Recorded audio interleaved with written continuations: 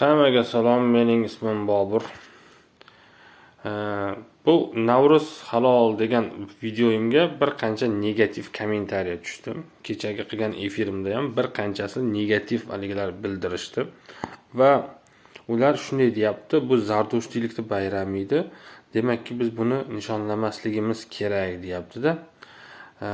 Bu gapga men ne to'ka qo'shilmayman. Men bu gapni даже shuni aytib o'tay. Men ham dindorlik vaqtim va Navro'zni bayram hisoblamaganman. Даже yillarcha men o'zim tushunmaganman-da. Biz nima uchun nishonlayapmiz buni bayram qilib deganman-da.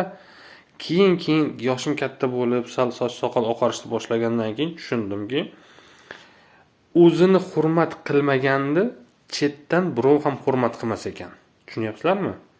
Men bu gap bilan nima demoqchiman? Biz o'zimizni, o'zbekligimizni, o'zligimizni hurmat qilmasak, u chetdan kelgan arab bizni hurmat qilmaydi. Tushunyapsizlarmi? Boshqalar bizni hurmat qilishi uchun biz o'zimizni milliy qadriyatlarni himoya qilishga majburmiz. Bu o'zi absurdat qilinmaydi. Tushunyapsizlarmi? Bu faqat bajariladi.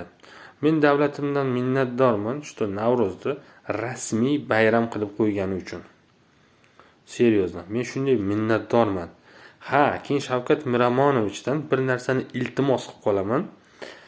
Davlatin bayramlarini, erkak ayollarning haq-huquqlarini, ya'ni haq-huquqlar gender tengligini, davlatin qonunlarini, davlat tayinlagan rasmiy muftiyni chizib bergan chizig'i, ya'ni bergan fatvolarini haligi qiladigan, tanqid qilsa mayli, hurmat qilmasdan, unga qarshi keladigan, uni haqorat qiladiganlarni shu SMBga sal ko'proq huquq bersin-da, bunday insonlarni olib borib SMBni podvalda normalniy bir tarbiyalasin.